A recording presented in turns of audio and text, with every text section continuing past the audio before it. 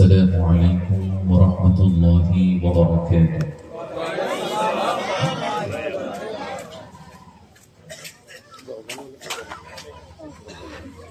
أعوذ بالله من الشيطان الرجيم. بسم الله الرحمن الرحيم. نحمده ونصلي ونسلم على رسوله الكريم. الصلاة والسلام عليك سيدي يا رسول الله. الصلاة والسلام عليك سيدي يا حبيب الله. الصلاة والسلام عليك سيدي يا شفيع المذنبين، وعلى آلك وصحبك يا رحمة للعالمين.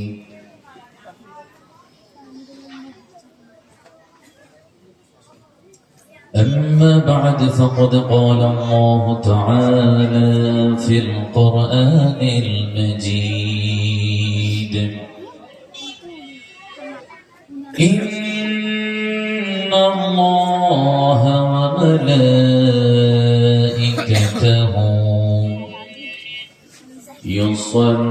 يصلون على النبي يا أيها الذين آمنوا صلوا عليه وسلموا تسليما. اللهم صل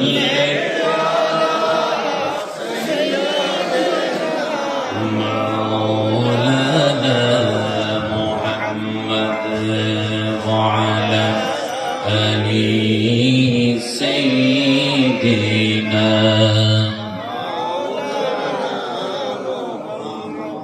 কণ্ঠের সাথে কণ্ঠ মিলিয়ে নবীজি রওজা মুবারকের চিত্র চোখের সামনে ভাসিয়ে মহব্বতের সহিত একই সুরে উচ্চ আওয়াজ দিয়ে দুরূদ শরীফ পাঠ করি।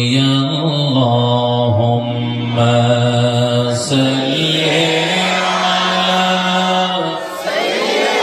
মাশাআল্লাহ মাওলানা মুহাম্মদ ওয়া আলা আলি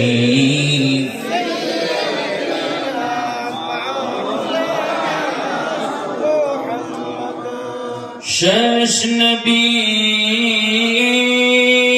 মুহাম্মদ সাল্লাল্লাহু আলাইহি ওয়াসাল্লাম সকল নবীর সেরা,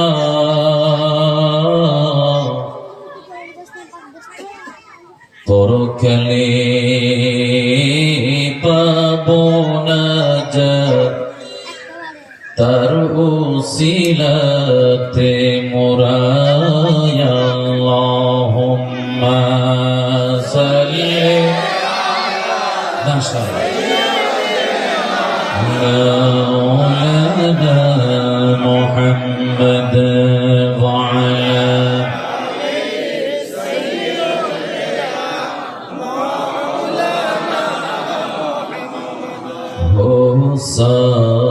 সামনের দেখি জালি ও দিন ও মহিনা আ जाए या कल्ब मदीना जा पहुँचे।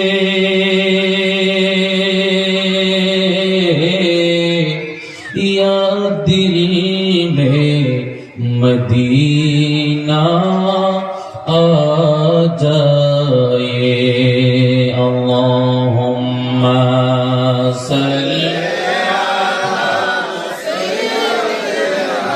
मौलाना मुहम्मद।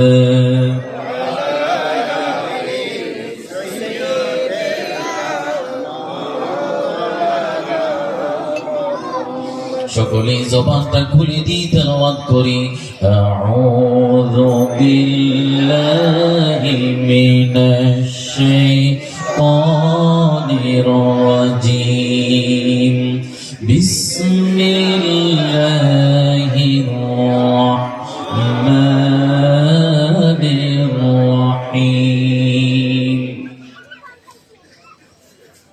ওয়াল আসরি الإنسان لفي خسر إلا الذين آمنوا وعملوا الصالحات وتواصوا بالحق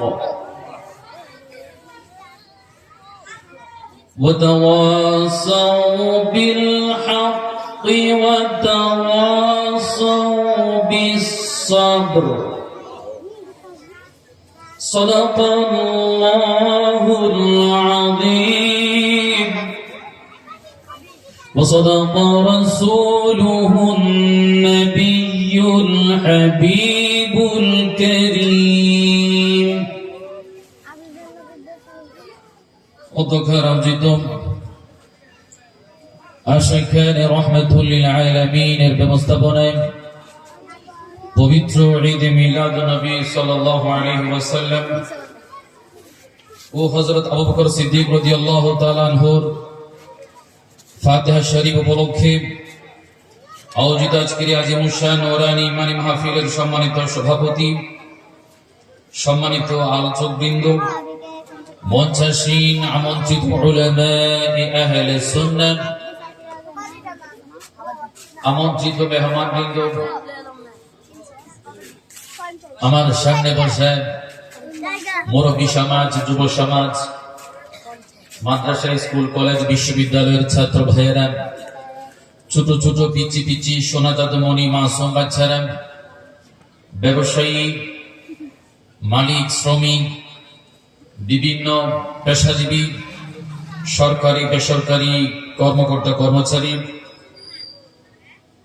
দূরে কাছে দাঁড়িয়ে বসে বিভিন্ন অবস্থায় আলোচনা শ্রবণরত সম্মানিত শ্রোতা মণ্ডলী, বিশেষত যাদের অক্লান্ত পরিশ্রম, ত্যাগ, কষ্ট, শ্রম, অর্থের বিনিময়ে আজকের এই জান্নাতের বাগান সুসজ্জিত হয়েছে, আশিখানে রহমাতুল্লিল আলামিন এই সংস্থার সকল নেতৃবৃন্দ, সদস্যবৃন্দ এবং যারা সার্বিকভাবে সহযোগিতা করেছেন, সকলকে, বিশেষত মাইকের আওয়াজকে মূল্যায়িত করে যে সমস্ত আলোচনা শ্রবণরত নারী সমাজ, মহিলারা, সকলকে আমার অন্তরের অন্তঃস্থল থেকে জানাচ্ছি আন্তরিক শুভেচ্ছা, মোবারকবাদ, ধন্যবাদ। আবারও সালাম দিচ্ছি, আসসালামু আলাইকুম ওয়া রাহমাতুল্লাহ। রব্বুল আলামিনের দরবারে শুকরিয়া আদায় করি যে মুনিব মাওলা পবিত্র মাহে রজব মাসের জুমার দিবসকে অতিক্রম করে নিজেদের মূল্যবান সময় আজকের মাহফিলের সাথে সম্পৃক্ত করে হায়াতকে আরো দামি, আরো সম্মানী এবং আল্লাহ এবং তার রাসূলের রঙে রঙিন হওয়া, কোরআন এবং সুন্নাহর খুশবু পাওয়ার জন্য এই মাহফিলের আয়োজন করে আসার বসার জন্য কবুল করে নিয়েছেন। সেই জন্য শুকরিয়ার্থে বলি আলহামদুলিল্লাহ।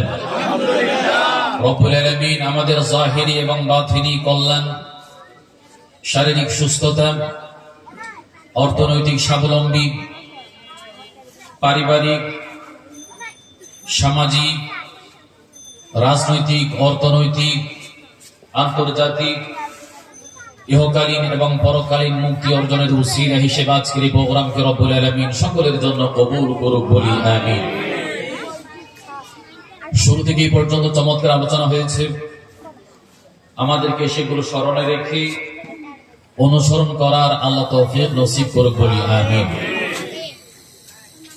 আপনারা উপস্থাপনার শুরুতেই বুঝেছেন যে সময় কিন্তু ফিক্সড করা, সেদিকে লক্ষ্য রেখে লম্বা ভূমিকা, লম্বা জিকির, তসবিহ, তাহলিল, দুরুদের দিকে না গিয়ে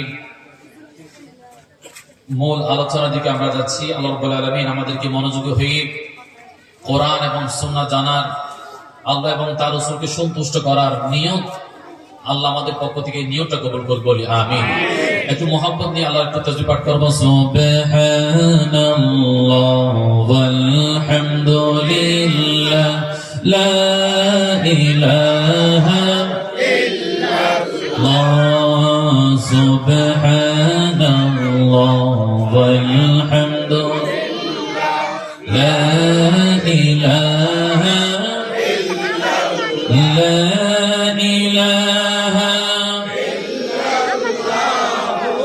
لا إله إلا الله محمد رسول الله صلى الله عليه وسلم।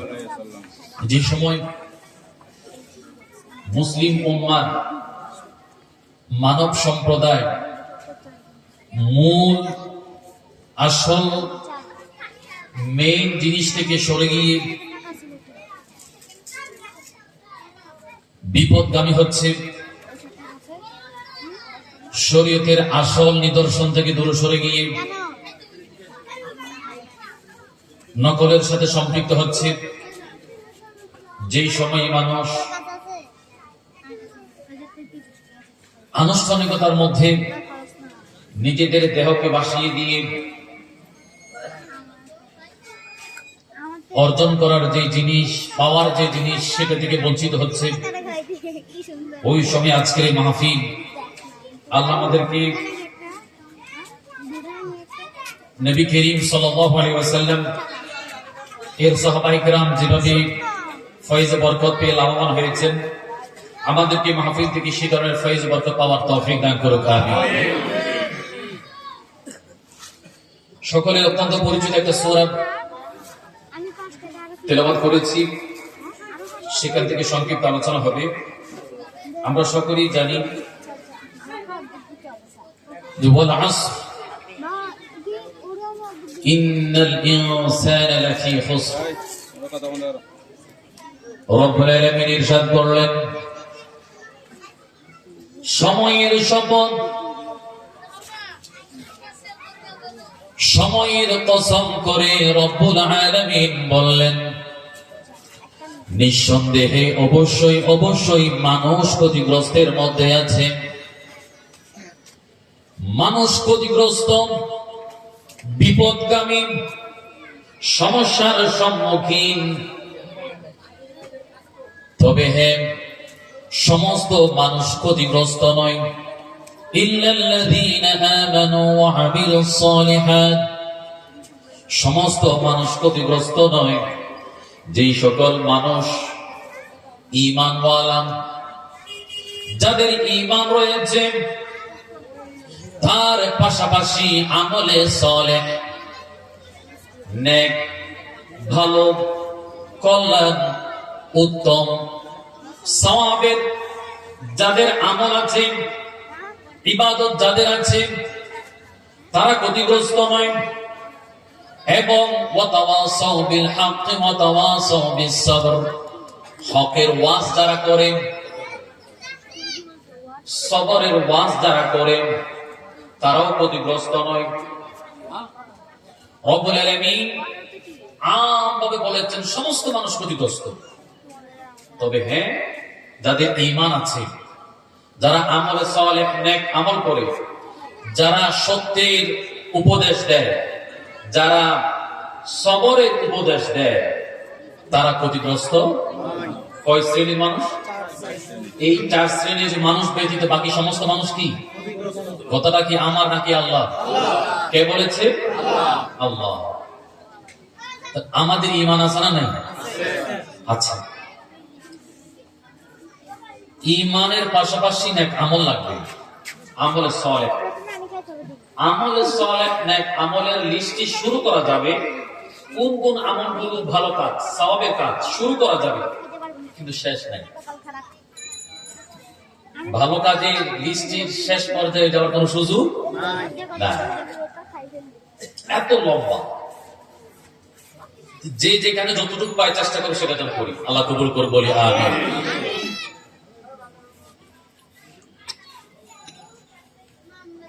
এই যে সময়ের কসম করেছেন আল্লাহ, তো মানুষ শপথ কখন করে? একটা কথাকে বিশ্বাস করানোর জন্য, মানুষ যেন সন্দেহ না করে, এই জন্য কিন্তু শপথ করা হয়, ঠিক কিনা? আল্লাহর কথার মধ্যে কোন সন্দেহ আছে? ভুল আছে? আল্লাহ শপথ করলেন কেন? আমাদের হয়তো 19-20 হয়, সেজন্য আমরা শপথ করে বলি যেন মানুষ বিশ্বাস করে। আল্লাহর কথার মধ্যে কোনো ভুল নেই, সন্দেহ নাই। এরপরে ওর উপরে আপনি শপথ করেছেন, তার মানে হলো সেই কথা দিয়ে রব্বুল আলামিন বুঝিয়ে দিচ্ছেন, ও আমার বান্দারা, এই সূরার মধ্যে আমি আল্লাহ যে বিষয়টা আলোকপাত করব, তোমরা এই বিষয়ের প্রতি স্পেশাল মনোযোগ হতে হবে, গুরুত্বের সহিত এই সূরাকে নিতে হবে। সেই জন্য রব্বুল আলামিন সময়ের কসম করে বললেন, মানুষ যেন বুঝতে পারে যে এখানে বিশেষ কিছু কথা বলা হচ্ছে, আল্লাহ শপথ করতেছেন। আচ্ছা, আমলে সলেহ এটা এখন বড় কঠিন ব্যাপার। মানুষ এই সময় এই সমাজ ব্যবস্থাপনায় এমন হয়েছে যে যত বেশি খারাপ কাজ করতে পারে তার তত বেশি প্রাউড, তার তত ভালো লাগে, তার তত শান্তি লাগে, সে তত বেশি তৃপ্তি পায়, ঠিক কিনা? খারাপ কাজ করতে পারলে আসন আছে, দেখা যাবে খেলা, হ্যাঁ, এগুলো কোনো বাবু ভূতাই কথা আসো না, খেলা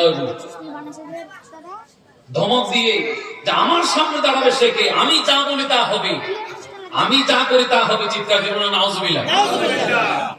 মানুষ এমন এমন ঘটনা, মানুষ গুম খুম এগুলো করতো, চিন্তা করতো না, দ্বিধা করে নাই, চিন্তা করে নাই, এবং মানুষকে মারা উৎসব পেতেছে। ঢাকা বিশ্ববিদ্যালয়ের চিত্রটা দেখেছেন না? পিটি পিটি মারতেছে, আর কিছু ছাত্র দেখে দেখে ভিডিও করতেছে আর হাসতেছে, ঠিক কিনা? চিন্তা করেন, যে সময়ে মানুষ অপরাধ করলে তৃপ্তি পায়, ওই সময়ে আমল সালেহের কথা বড় কঠিন। যে রব্বুল আলামিন আমাদেরকে সৃষ্টি করেছেন, আমরা সেই আল্লাহর হুকুম ভুলে যাচ্ছি, সেই আল্লাহর সাথে আমাদের সম্পর্ক নাই। আল্লাহ যে আমার স্রষ্টা, আল্লাহ যে আমার খালিক, আল্লাহ যে আমার মালিক, হায়াত মওতের মালিক, ইজ্জত সম্মান যিনি দিতে পারে তিনি কে? ইজ্জতের মালিক কে? হায়াত মওতের মালিক কে? ধন সম্পদের মালিক কে? এই মহা পৃথিবীর স্রষ্টা এবং মালিক কে? সেই আল্লাহকে আমরা ভুলে গিয়েছি, কিন্তু আল্লাহ আমাদেরকে ভুলেন নাই। আল্লাহ আমাদের উপর বড় দয়াশীল, মায়াশীল। চিৎকার দিয়ে বলেন সুবহানাল্লাহ। বন্ধুরা, নবী করিম সাল্লাল্লাহু আলাইহি ওয়াসাল্লামের দরবারে একজন সাহাবী আসলো। ওই সাহাবীর চাদরের মধ্যে কি যেন মড়িয়ে নিয়ে আসলেন। নবীজির কদমে মুবারকে হাজির হলো। দয়াল নবীজি জিজ্ঞাসা করলেন, ওগো সাহাবা, তোমার চাদরের ভিতরে কি ঘটনা, কি নিয়ে এসেছো? তখন ওই সাহাবী চাদরে কি আছে তার ঘটনা বর্ণনা করতে গিয়ে বলেন, ইয়া রাসূলুল্লাহ, আমি যখন আপনার কদম মুবারকের মধ্যে দরবারে যখন আসছিলাম, পথের মধ্যে দেখি বেশ কিছু পাখির বাচ্চা বসে আছে। রাস্তার মধ্যে পাখির বাচ্চা বসে আছে। আমি চাদর দিয়ে ওই পাখির বাচ্চাগুলোকে মুড়িয়ে নিলাম। অল্প পথ যখন সামনে আসলাম, দেখি ওই বাচ্চা পাখির মা পাখি আমার উপর হামলা করলো। দেখবেন, একটা কাকের বাচ্চা যদি ধরেন 50-100 কা কা কা কা কা করে কি করে না? এই যে শহরে হয়তো দৃশ্যটা কম দেখা যাবে, মুরগি যখন বাচ্চা দেয় তখন ওই বাচ্চার ধরা লাগে না, পাশ দিয়ে গেলেও কিন্তু মুরগি ঝাপটা দেয়, ঠিক কিনা? ঠিক অনুরূপ ভাবে ওই পাখি বাচ্চাকে নিয়ে যাচ্ছে বলে ওই মানুষের উপর হামলা করলাম।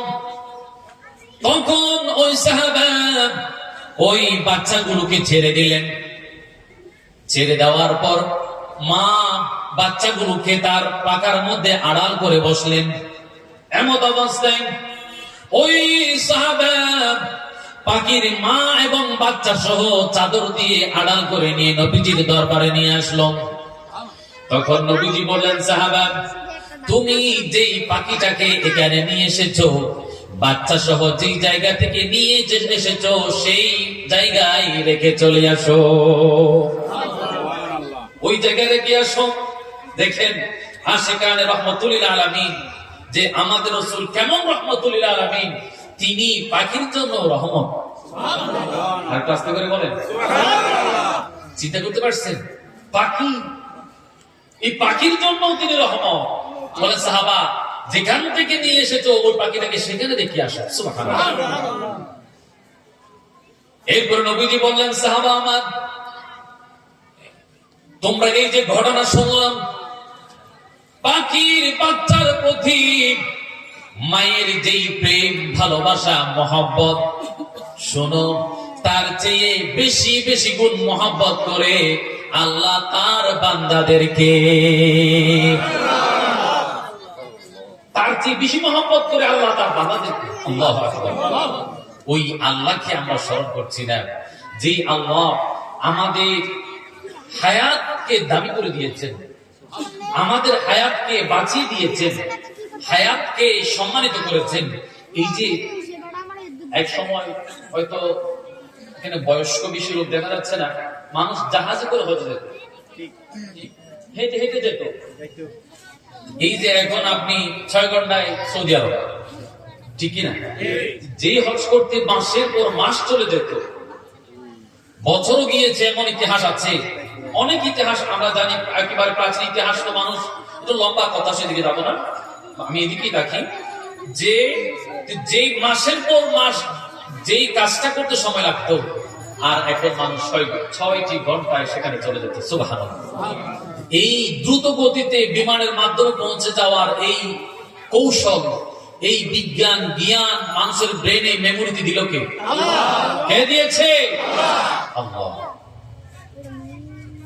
ইচ্ছা হলো শহর থেকে গ্রামে চলে গেলেন 1-1.5 ঘন্টা।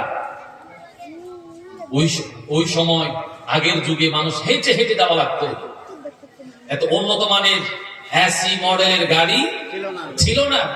এই যে এত লম্বা সময় বাঁচিয়ে দিল কে? আল্লাহ। জোরে বলেন আল্লাহ। আচ্ছা, এই যে 10 তলা 20 তলা টাওয়ার, 5 তলার উপরে সিঁড়ি বেয়ে উঠে যায় না, কষ্ট হয়। এই যে টিপ দিলেই 20 তলা, এই যে কষ্টটা বাঁচিয়ে, সময়টা বাঁচিয়ে দিল কে? আল্লাহ। এই ব্রেনটা মানুষের মেমোরিতে দিল কে? এক সময় আমাদের নারী সমাজ, মহিলারা চুলায় আগুন দিত, খড়কুটা দিয়ে, ঘাস দিয়ে, গাছের পাতা দিয়ে, তাদের চেহারা কত কালির দাগ, ঠিক কিনা? এরপরে ফু দিয়ে ওই আগুন জ্বালাতে কত কষ্ট হতো। আর এখন আমাদের মা বোনদের এত কষ্ট নাই, ঠিস করে গ্যাসের চুলার চাবি দিলে আগুন জ্বলে। কথা বলেন ঠিক কিনা? ওই কষ্ট এবং সময়টা বাঁচিয়ে দিল কে? অনেক দূরে পুকুরে গিয়ে তরি তরকারি, হাঁড়ি পাতিল পরিষ্কার করা, দৌত করা, তরকারিগুলো ধুইয়া নিয়ে আসা, গোসল করা দূরে ছিল। আর এখন অ্যাটাচড বাথরুম, রুমের পাশে গেলেই ট্যাপ, পানির ট্যাপ ঘোরালেই অটোমেটিক পানি পড়ে। কথা বলে ঠিক কিনা? এই যে কষ্টটা বাঁচিয়ে দিল কে? আল্লাহ। সময়টা বাঁচিয়ে দিল কে? আল্লাহ। যেই আল্লাহ এত কষ্ট বাঁচিয়ে সময় বাঁচিয়ে দিল, সেই আল্লাহর নাফরমানি করি আমরা, ওই সময়টাতে বসে স্টার প্লাস, জি বাংলা, স্টার জলসা দেখি। আল্লাহ যেহেতু সময় বাঁচিয়ে দিল, কাজেই অপরাধটা একটু বেশি করি। যেই আল্লাহ এই গ্যাসে রান্না করার সুযোগ করে দিল, হাতের পাশেই পানির ব্যবস্থা করে দিল। সেই আল্লাহ কৃতজ্ঞতা প্রকাশ করার দরকার আছে না নাই? দুনিয়া ভালো, दुनिया वालों ये दुनिया तो दो दिन की है, अल्लाह अल्लाह करो, अल्लाह अल्लाह करो। ये जिंदगानी, ये जिंदगानी और जवानी भी दो दिन की है, अल्लाह अल्लाह करो, अल्लाह अल्लाह करो। अमर अल्लाह अल्लाह अल्लाह ला इलाहा इल्लल्लाह। आज मोहब्बत है अमर अल्लाह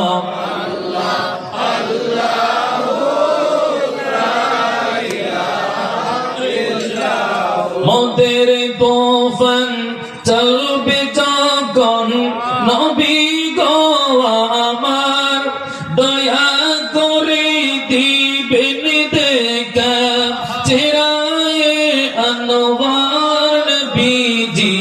আল্লাহ আল্লাহ আল্লাহু লা ইলাহা ইল্লাহু আমর আল্লাহ আল্লাহ।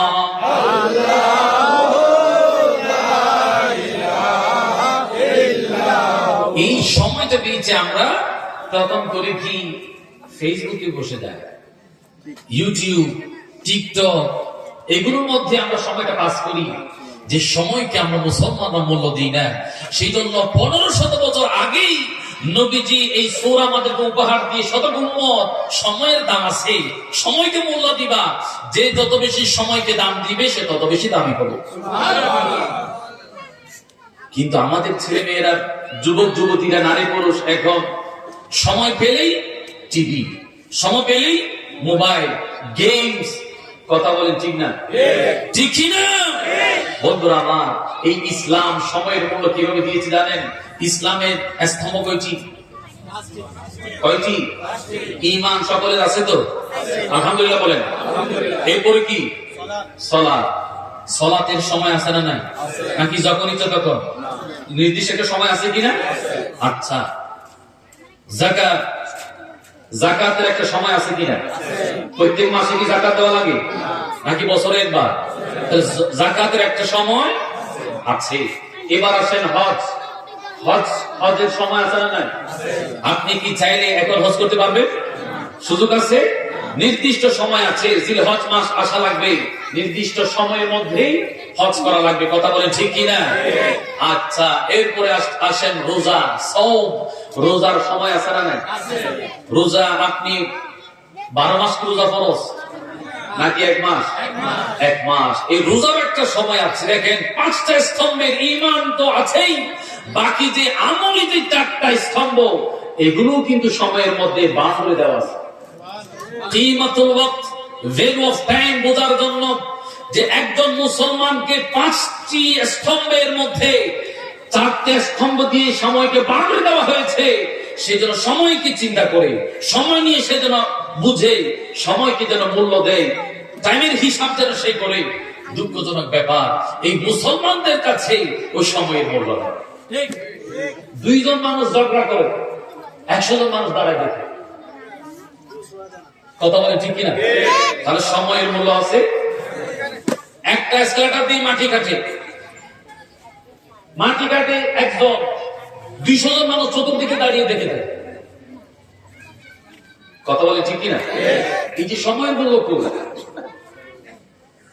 আপনি গাড়ির স্টেশনে যান, দেখবেন যারা সিরিয়াল মেনটেন করে, সিরিয়াল অনেক দূরে, বাস বসে সবাই। এখন তো সহজ, মোবাইলে লুডো খেলা আছে না নাই? লুডো খেলে, গেমস খেলে। আহা, এই সময় আপনি নষ্ট করতেছেন। সময়ের দাম আছে না নাই? অত্যন্ত দামি জিনিস এই সময়। মানুষ যে যত বেশি দামি হয়েছে, সময়কে মূল্যায়ন করে দামি হয়েছে বন্ধুরা আমার। সেজন্য জান্নাতীদের মধ্যে একটা আফসোস থাকবে। যারা জান্নাতী, জান্নাত লাভ করার পরেও কি থাকবে? দয়াল নবীজি হাদিস শরীফের মধ্যে ইরশাদ করেন, জান্নাতি মানুষদের মধ্যে কিছু মানুষ আফসোস করবেন। তাদের আফসোসের কারণ হলো, তাদের আফসোস হবে, ওগো আল্লাহ, আমরা দুনিয়ার ওই হায়াতের জন্য আফসোস করি যে দুনিয়ার মধ্যে যে হায়াতটা আমরা আপনার জিকির করতে পারি নাই, আল্লাহর ইবাদত করেছে, আল্লাহকে সন্তুষ্ট রেখেছে, যার ফলে রব্বুল আলামিন জান্নাত দিয়েছে, জান্নাত দিবে, রাজি হয়ে সন্তুষ্ট হয়ে জান্নাত দিবে। কিন্তু ওই জান্নাত পাওয়ার পরে জান্নাতীদের মধ্যে একটা আফসোস থাকবে, তারা সেখানে গিয়ে আফসোস করবে, আল্লাহ, দুনিয়ার যে হায়াতটা আমরা আপনার জিকির করতে পারি নাই, এমনি আমল করেছি, জান্নাত পেয়েছি, কিন্তু এর ভিতরে যেই সময়টা আমরা আপনার জিকির করি নাই, সেই সময়টা যদি আপনার জিকির করতাম, আল্লাহ, আপনি আমাদের অনেক উঁচু মাপের জান্নাত দান করতেন।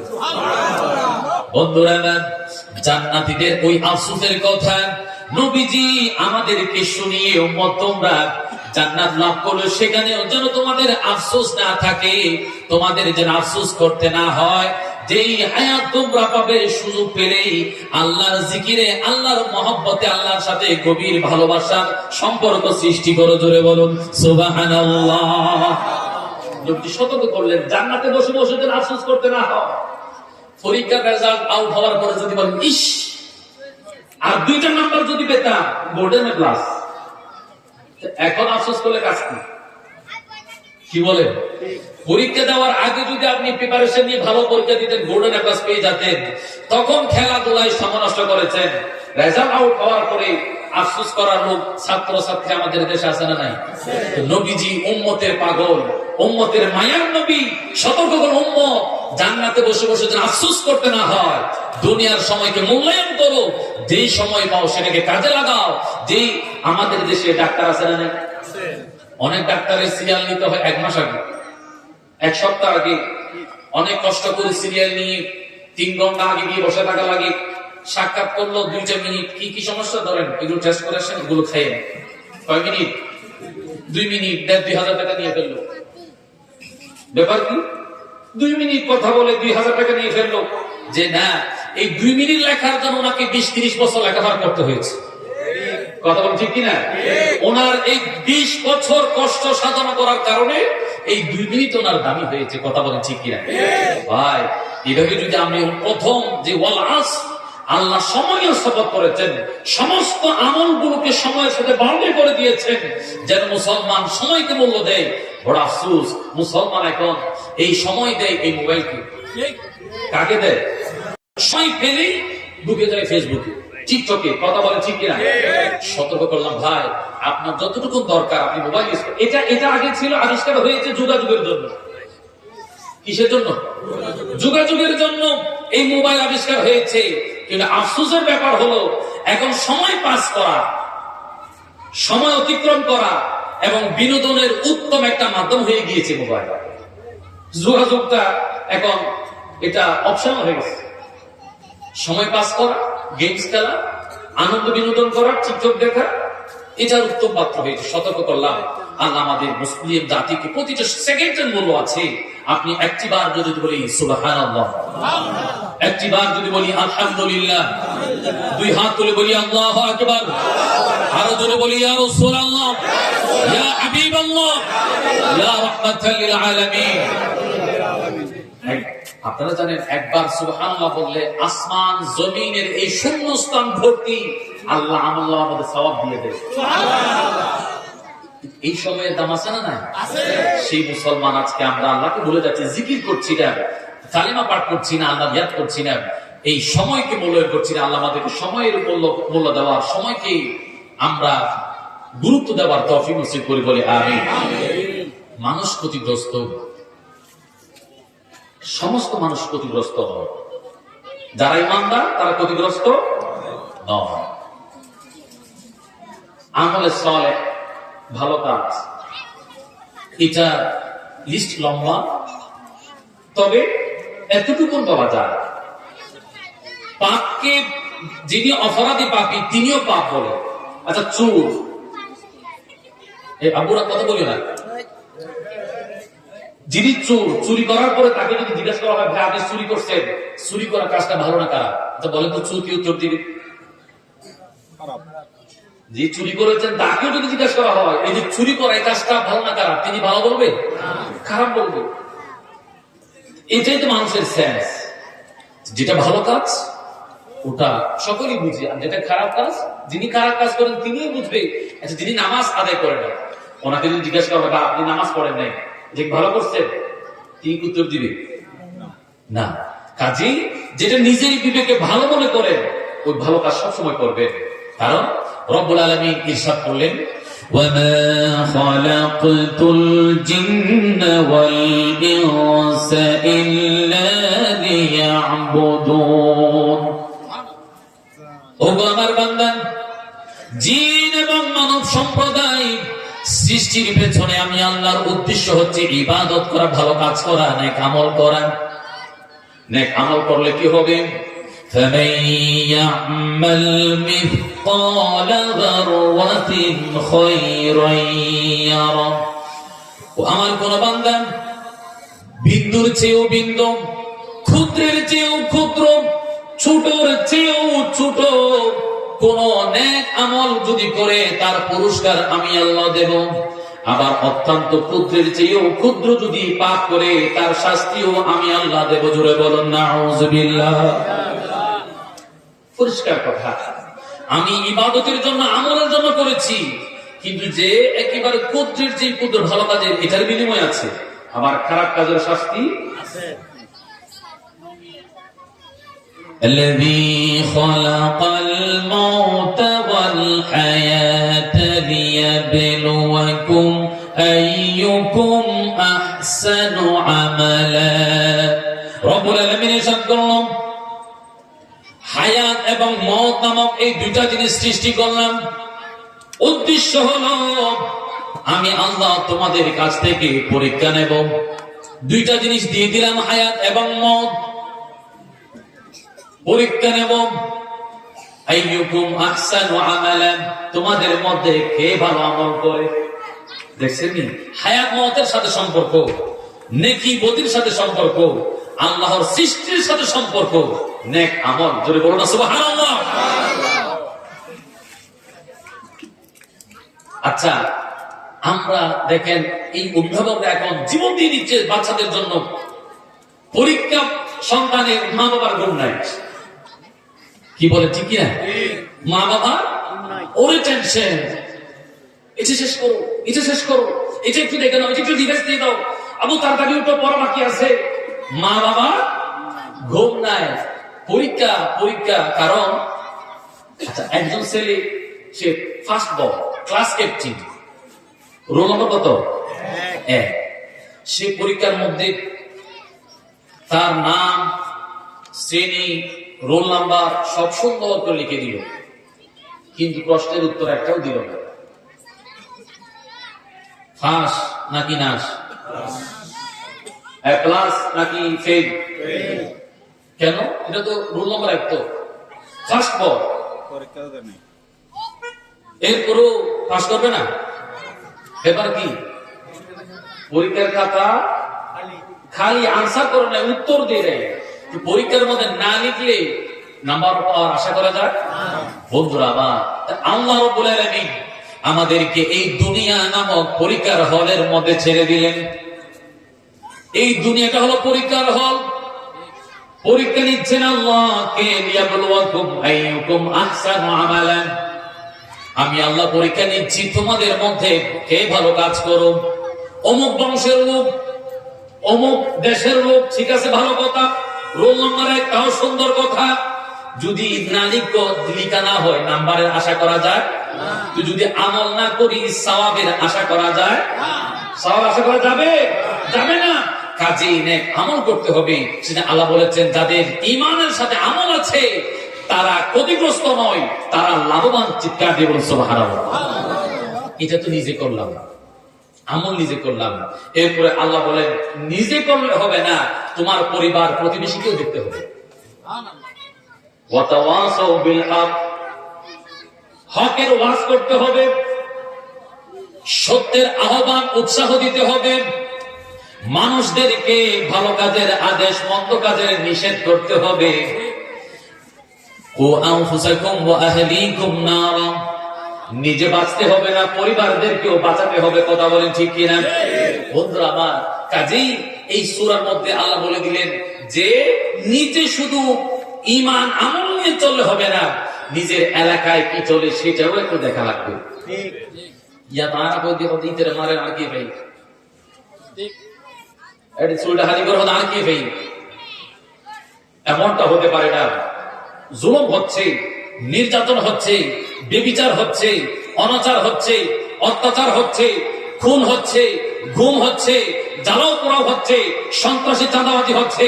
সেই জায়গায় মানুষ দেখবেন সন্ত্রাসী চাঁদাবাজি একটা এলাকার মধ্যে কয়জনে করে? 2, 4, 5, 10 জন। কথা বল ঠিক কিনা? সব মানুষ যদি দাঁড়িয়ে যায়, না আমাদের এলাকায় সন্ত্রাসী চলবে না, চুরি ডাকাতি চলবে না, মাস্তানি চলবে না, জুলুম চলবে না, সবাই যদি দাঁড়িয়ে যায়, চাঁদাবাজি সন্ত্রাসী করতে পারবে? ইসলামের এই ছোট্ট সূরা আমলটুকুন পর্যন্ত আমাদের কাছে নেই। বড় আফসোসের ব্যাপার। নবীজি বলেছেন, আল মুসলিম মান সালিম আল মুসলিমুনা মিন লিসানি ওয়া ইয়াদি, মুসলমান তো সে যে হাত এবং জবান দিয়ে আরেকজনকে কষ্ট দেয় না, সে মুসলমান। চিৎকার দিয়ে বলো সুবহানাল্লাহ। এখন তো আমরা কষ্ট দিতে পারলেই শান্তি পাই। আমাদের শান্তি কোথায়? অথবা বিয়াইনের ফায়দি একজনের চুরি ফেলা বিয়াইনের সামনে, সেটা কথা বলতে অসুবিধা নেই। বিয়াইনের ফায়দি একবার আমাদের বিয়াইনের সামনে চুরি ফেলায় কি হই ওদের হয়দি রোজার মধ্যে ইফতারি দিয়ে দিন হইতে না, দেখছি তলার মধ্যে কি দিয়েছে, আর আর মেফো আছে 500, আর বাড়ির মধ্যে বাড়াটি আছে 200, আমি কেড়ে দিন না পারি, এই কিনে হতে নিন কি দিয়েছে। আর আর দেশের মধ্যে এলাকার মধ্যে হনকিয়ার ওর মধ্যে গরু সারা সল মধ্যে তুই সরকার দিলে হয় না? না ইয়া বিয়াইনে ইন উনি এর খুশি খুশি না কষ্ট হইবে। আল্লাহ রাসূল হইতে জীব কষ্ট দিবে মুসলমান না। এই কথা না বলে যদি এটা বলতো, বিএম সাহেব আমার তো কোনো চাহিদা ছিল না, আপনি এই মেয়েটাকে এত কষ্ট করে শিক্ষিত করেছেন, তাকে লালন পালন করেছেন, নিরাপত্তার ব্যবস্থা করেছেন, ইজ্জতের ব্যবস্থা করেছেন, উপযুক্ত করে আমার হাতে তুলে দিয়েছেন, এটাই তো আমার চাওয়া পাওয়া ছিল, আর কিচ্ছু তো চাওয়া পাওয়া ছিল না। এরপরও যেহেতু আপনি দিয়েছেন, তারপরও আমি আপনাকে নারাজ করবো না। আলহামদুলিল্লাহ, এটা খুশি হয়েছি, আপনাকে ধন্যবাদ দিচ্ছি। সামনে থেকে না দিলেও সমস্যা নাই, দিয়েছেন যেহেতু কষ্ট করে, আমি খুশি হয়েছি। তো সামনে থেকে না দিলেও অসুবিধা নাই, আমি খুশি হয়েছি। তো আপনি বেড়াতে আসবেন, এই কথা বললে বিএন সাহেব আরো বেশি খুশি হতাম। দেখবেন আগের বারের বাজেট আরো বেড়ে যায়। বিএন সাহেবের কথা আমি খুশি গিয়ে আয়রে কথা ফারাম করে তুলো দেশি পুরো জ্বর ওই আর ফৌজদের বিয়ে, ঠিক না ভাই? ঠিক। ইসলামের কথাগুলো যদি মানা যায়, আমরা মনে করি, অনেকে মনে করি ইসলাম মানে রোজা, নামাজ, হজ, যাকাত, এর বাইরে কিচ্ছু নাই। অনেকে এটা মনে করি, কি বলেন? হ্যাঁ বন্ধুরা, দোয়া, দাওয়া, অর্জন এবং বর্জন, 4টা বিষয় নিয়ে মানুষের জীবনটা সাকসেস হয়। দোয়াও লাগে, আবার দাও লাগে, অর্জনও লাগে, বর্জনও লাগে। এই দেহটাকে যদি সুস্থ করতে চাই, সতেজ অন্তর হৃদয়ের মানুষ যদি হতে চায়, সুস্থ শরীর নিয়ে যদি আল্লাহর হুকুম পালন করে পরকালে নাজাত পেতে চায়, দোয়ার দরকার আছে না নাই? সাথে দাওয়াও লাগবে কিনা? কিছু জিনিস অর্জন করতে হবে, আবার কিছু জিনিস বর্জন করতে হবে। এর মধ্যে শান্তি, এর মধ্যে তৃপ্তি, এর মধ্যে কল্যাণ। আচ্ছা দেখেন, আপনাদের তো অসুবিধা হয়, সমস্যা হচ্ছে? মদ পান করা হালাল না হারাম? হ্যাঁ হারাম। আচ্ছা, একজন মানুষ মদ পান করলো, আল্লাহ কি অসুবিধা? আল্লাহ কি সমস্যা? মানুষ মদ পান করলো, আল্লাহ হারাম করলো কেন? আল্লাহ কি সমস্যা? তার কারণ হলো, মানুষ যখন মদ পান করে মদদি হয়, তখন ওই মানুষটা মাতাল হয়ে যায়, তার সেন্সটা চলে যায়। তখন সে মানুষকে গালি দেয়, আক্রমণ করে, আঘাত করে, হামলা করে, অত্যাচার করে। মানুষকে কষ্ট দেওয়া থেকে রক্ষা করার জন্য আমার আল্লাহ ইসলাম এই মদ পান করাকে হারাম করেছেন। কথা বলেন ঠিক কিনা? মদ পান করলে আল্লাহ কোন সমস্যা? মানুষকে কষ্ট থেকে রক্ষার জন্য মদ হারাম। কথা বুঝতে পারছেন? আল্লাহ কোন সমস্যা? আচ্ছা, মানুষ জুয়া খেলে কিনা? জুয়া, আচ্ছা এইখানে যেহেতু কথা আসছে, একটা কথা বলে ফেলি। আল্লাহ ওয়াস্তে মদ যেহেতু হারাম, আমরা কোনদিন এই হারামটা আমাদের জবানে নিব না। কথা বলি ঠিক কিনা? কেউ যদি করে থাকেন, অতীত জীবনে হয়তো না বুঝে করেছেন, বন্ধুদের সাথে তাল মিলিয়ে বন্ধুদের সাথে একাত্মতা ঘোষণা করে হয়তো মদ পান করেছেন, তওবার দরজা খোলা আছে না নাই? খালেস নিয়ে তওবা করেন, আল্লাহ আমি ভুল করেছি, বন্ধুদের তালের মধ্যে পড়ে মদ পান করেছি, আর জীবনেই মদ আমার মুখে দেব না। এরকম তওবা করলে আল্লাহ কবুল করবে কি করবে না? বন্ধুরা আমার, অনুরোধ করি, যেই জবান দিয়ে আল্লাহর কালেমা পাঠ করা হয়, যেই জবান দিয়ে নবীজির উপর দরুদ শরীফ পাঠ করা হয়, যেই জবান দিয়ে কোরআনে কারীমের তেলাওয়াত হয়, যেই জবান দিয়ে মায়ের দুধ পান করা হয়েছে, সেই জবানে কি মদ পান করা যায়? আর যদি মদ পান করা যায়, আল্লাহ আমাদেরকে এই হারাম কাজ থেকে হেফাজত করুন। জুয়া হালাল না হারাম? হারাম। তো মানুষ জুয়া খেললে আল্লাহ কি সমস্যা? আল্লাহ কি অসুবিধা? আল্লাহ এই জুয়া খেলাকে হারাম করে দিল কেন? তার কারণ হলো, 5 জন মানুষ জুয়া খেলল, 10,000 টাকা করে 50,000। খেলার মধ্যে বিজয়ী হবে একজন, হেরে যাবে কয়জন? কয়জন? 4 জন। তাহলে পাওয়ার আনন্দ কয়জনের? না পাওয়ার কষ্ট কয়জনের? রব্বুল আলামিন তার এক বান্দা খুশি হবে আর 4 বান্দা কষ্ট পাবে, সেটা আমার আল্লাহ সহ্য করে না।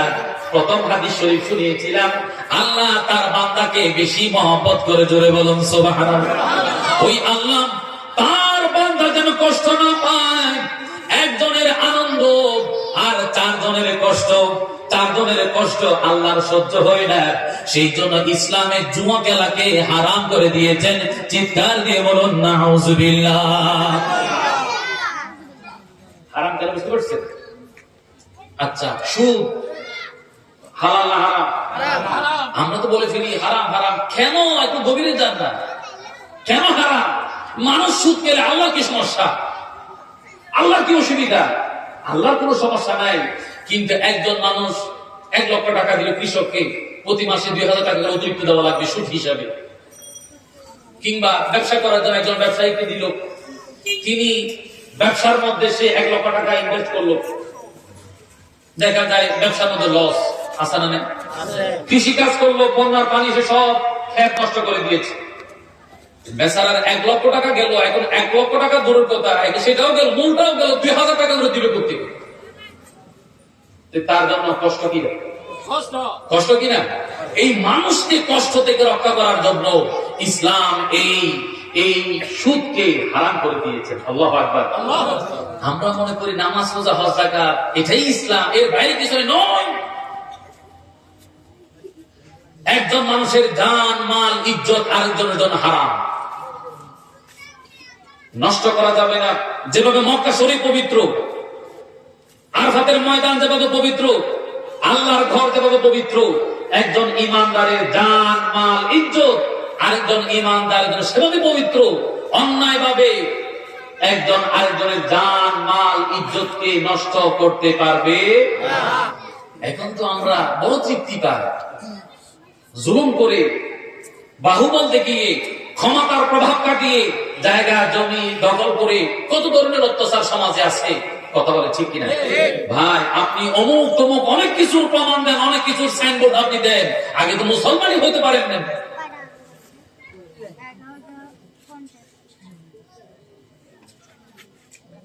আচ্ছা, এবার নবীজির দিন যদি পালন করি কি হয়, আর নেতার দিন পালন করলে কি হয়? নবীজি বললেন, নিজের হাত এবং মুখ দিয়ে যে কষ্ট দেয় সেই বান্দা, তুমি কষ্ট দিও না। তুমিও কষ্ট পেও না। তুমি আরেকজনকে নিরাপত্তা দাও, তুমিও নিরাপদে রাখো। তুমি আরেকজনকে শান্তিতে রাখো, তুমিও শান্তিতে রাখো। কথা বল ঠিক কিনা? সালাম দিলে কি পাওয়া যায়? জবাব পাওয়া যায়। আপনি যখন আরেকজনকে কষ্ট দিবেন না, আপনিও কষ্ট পাবেন না। কথা বলে ঠিক কিনা? কিন্তু এটা হচ্ছে আমার রাসূলের কথা। কিন্তু আমাদের নেতাদের লম্পট, চরিত্রহীন, বাটপার নেতাদের কথা কি বলে? এই মাত্র সুযোগ পেয়েছো, বসে থেকে আপনি জ্বালিয়ে দাও, ফুরিয়ে দাও, ভেঙে দাও, মামলা দিয়ে দাও। আছে না নাই? কথা বলে ঠিক কিনা? কিছুদিন আগে শুনলাম হুজুর মামলা দিল। যিনি মামলা দিয়েছেন তিনি ফোন করে যে আপনার নামে মামলা দেওয়া হয়েছে, যদি মামলা থেকে বাঁচতে চান এত লক্ষ টাকা দেন, নাম কেটে দেবো, অন্যথায় মামলা থাকবে। হ্যাঁ, দেখেন এই যে মুসলমান হয়ে অন্যায় ভাবে অহেতুক আরেকজন মুসলমানকে কষ্ট দেওয়া। ভাই আপনি অনেক বড় সাইনবোর্ডের মালিক হতে পারেন, কিন্তু মুসলমান হতে পারেন না। মনে রাখেন, সম্পদ, বড় পদ, এগুলো যদি মানুষকে সম্মানিত মর্যাদাওয়ালা করতে পারত, কিন্তু এগুলো যদি মানুষকে সর্বোচ্চ সম্মান এবং মর্যাদা যদি দিতে পারত, তাহলে কিছুদিন পূর্বে যে ঘটনা ঘটলো ওই ঘটনা ঘটতো না। সম্পদ, যারা এই রাসূলের আদর্শ থেকে দূরে সরে গিয়ে নিজের মন গড়া লম্পট নেতার চরিত্রের কথা শুনে জুলুম, নির্যাতন, ব্যভিচার, অত্যাচার, অনাচারের পথে যারা পা দিয়েছে, উস্তাদর মায়ের হকতে হ্যাঁ, আল্লাহ সতর্ক করলেন, বান্দা তোমরা সীমা লঙ্ঘন করতেছো, আমি করুণা দিলাম, সোজা হও, সোজা হও, লাইনে আসো।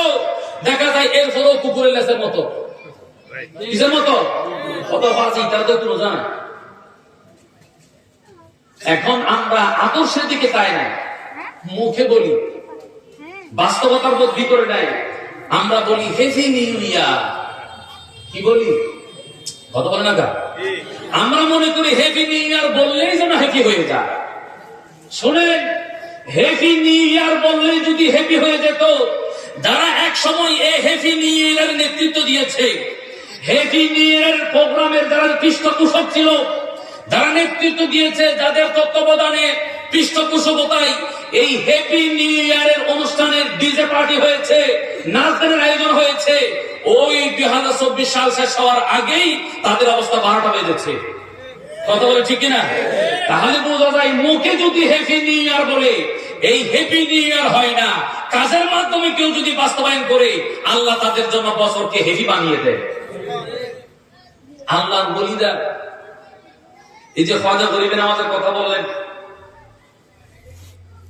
উনি কি 100 বছর, 200 বছর, 500 বছর আগে মানুষ? প্রায় 1000 বছর কাছাকাছি পুরাতন মানুষ, 950, প্রায় 1000-এর কাছাকাছি। চিন্তা করেন, ওনার জায়গা জমি আমাদেরকে দিয়ে গেছে, ফ্ল্যাট ফ্লট, টাকা পয়সা। 1000 বছর পরে এসে বাংলার জমিনে বসে শ্রদ্ধার সাথে সম্মানের সহিত স্মরণ করি হযরত আবু বকর সিদ্দিক রাদিয়াল্লাহু তাআলা আনহু, ওনাকে শ্রদ্ধার সহিত স্মরণ করি। ওনাকে জায়গা জমি দিয়ে গিয়েছে না। তার কারণ হলো তারা একমাত্র আল্লাহ এবং তার রাসূলের গোলামি করেছে, কোরআন এবং সুন্নাহর গোলামি করেছে। সেই জন্য আল্লাহ তাদের সম্মান দুনিয়া এবং আখিরাত দুই জাহানে বাড়িয়ে দিয়েছে। কথা বলেন ঠিক কিনা?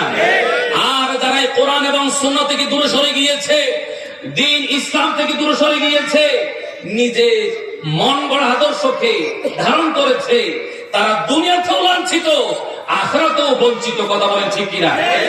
আমরা গৌসে পাক মেজবান্ডার আব্দুল কাদের জিলানী, বড় পীর আব্দুল কাদের জিলানী, খাজা আহমদুল্লাহ মেজবান্ডারি, সৈয়দ আহমদ শাহ সিকুটি, আল্লামা হাফেজ কারি সৈয়দ মোহাম্মদ তৈয়ব শাহ রাহমাতুল্লাহি তাআলা আলাইহি, ওনাদেরকে শ্রদ্ধার সহিত, সম্মানের সহিত তাদের নাম নেওয়া হয়।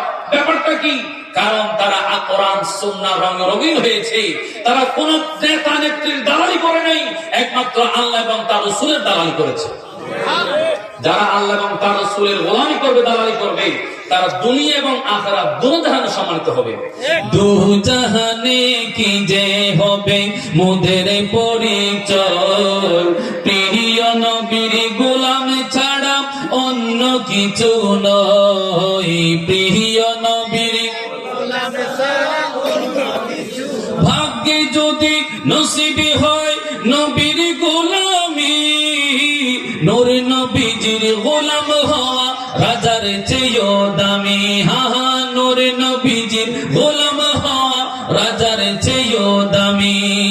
অদম বলি এই দুনিয়ার সম্পদ কিছু নয়, প্রিয় নবীর গোলাম ছাড়া অন্য কিছু নয়, প্রিয় নবীর ইয়া রাসূলুল্লাহ, জোরে জোরে বাল্লাহ ইয়া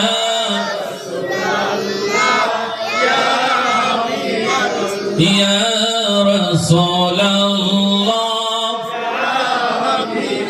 আর আমাদের মধ্যে এমন এমন কিছু মানুষ আছে, কষ্টের দেওয়া তার এমন ধর্ম হয়েছে, নিজের মা বাবাকে পর্যন্ত কষ্ট দেয়, আছে না নাই? নিজের সহোদর, নিজের ভাই, মায়ের পেটের ভাই, ভাই ভাইকে কষ্ট দেয়, আছে না নাই? বন্ধু বন্ধুকে কষ্ট দেয়। এটার নাম তো ভাই ইসলাম নয়। ইসলাম তো কত সুন্দর ধর্ম, যে রাসূলের আদর্শের কথা যদি শোনেন সকলে নিরাপদ, আর নেতার কথা যদি শুনে জ্বালিয়ে দিলেন, পুড়িয়ে দিলেন, ভেঙে দিলেন, আজকে তো দিলেন, কালকেও দেওয়ার সুযোগ তার হাতে আসবে কি আসবে না? তখন সেও জ্বালিয়ে পুড়িয়ে দিবে। ভাই আপনি জ্বালাইয়েন না, নিজেও জ্বলিয়েন না, কথা বলে ঠিক কিনা? এবার আদর্শ কোনটা সুন্দর, রাসূলেরটা নাকি নেতারটা? কোনটা? সেই জন্য তার নাম হচ্ছে রহমতুল লিল আলামিন। আর জন্য রহমতুল লিল আলামিন। কেমন রহমত বন্ধুরা আমার, যিনি সমগ্র জাহানের রহমত। আমরা বুঝি নেই রাসূলকে, অনেকে তো চিনেই নেই। শিরিক, বেদাত এর তোকমা লাগিয়ে সাইনবোর্ড দিয়ে নবীজিকে তাজিম করতে চায় না, নবীজিকে সম্মান দেখাতে চায় না, গাদ্দারি এবং বেয়াদবি করে চিৎকার দিয়ে বলুন না নাউজুবিল্লাহ। বন্ধুরা আমার, যাকে আল্লাহ মহব্বত করে নিজের কালাম দিয়ে দিয়েছেন, সুবহানাল্লাহ বলবেন না? যার সাথে আল্লাহ কথা বলেছেন, যাকে আল্লাহ উসওয়ায়ে হাসানা, খুলুকে আযীম দিয়েছেন, যার সিনা মুবারককে রব্বুল আলামিন এত প্রশস্ত করেছেন, যেই সিনার মধ্যে আল্লাহর সমস্ত পরিচয় রয়েছে, যেই সিনার মধ্যে কিয়ামত পর্যন্ত কি কি হবে সবকিছু আল্লাহ ঢেলে দিয়েছেন, যেই সিনার মধ্যে কোরআন সুন্নাহর সমস্ত জ্ঞান আল্লাহ দিয়ে দিয়েছেন, যেই সিনার মধ্যে সমস্ত উম্মতের পরিচয় দান করেছেন, যেই সিনার মধ্যে আমার আল্লাহ ব্যক্তিগত, পারিবারিক, সামাজিক, রাজনৈতিক, অর্থনৈতিক, আন্তর্জাতিক, ইহকালীন পরকালীন সমস্ত জ্ঞান বিজ্ঞান আল্লাহ যে সিনে মুবারকের মধ্যে দিয়েছেন, সেই জন্য বলেছেন আলাম নাশরাহ লাকা সাদরাক, ইয়া রাসূলুল্লাহ আমি আপনার সিনা মুবারককে কি প্রশস্ত করি নাই? তার মানে এত বিশাল করেছি। আমি আল্লাহ নই, আমি আল্লাহ শুধু খালেক, স্রষ্টা নই, আমার সৃষ্টির সমস্ত জ্ঞান বিজ্ঞান আপনার সিনার মধ্যে ঢুকিয়ে দিয়েছি। কত বিশাল রহমত! যেই নবীজির জবান মোবারক দিয়ে যা বের হয় আল্লাহ তা কবুল করে নেন। নবীজি হাত তুলেছেন, আকাশ পরিষ্কার, কিন্তু চতুর্দিক থেকে মেঘ এসে বৃষ্টি করা শুরু হয়ে যায়। যে নবীজি আমাদের জন্য এত বিশাল রহমত, আঙ্গুলের ইশারা করলে চাঁদ দুটুকরা হয়ে যায়। যে রাসূল আমাদের জন্য এত রহমত, সাহাবায়ে কেরাম পানির অভাবে আছে, পানি নাই মরুভূমিতে, ১,৫০০ সাহাবী খাইতে পারে না, উযু করতে পারে না, গোসল করতে পারে না। নবীজির কদম মোবারকে আসলো, নবীজি হাত মোবারক দিয়ে পানির ঝর্ণা বের করে দিলেন, ১,৫০০ সাহাবী পানি পান করে, উযু করে, গোসল করে পরিতৃপ্ত হয়েছে।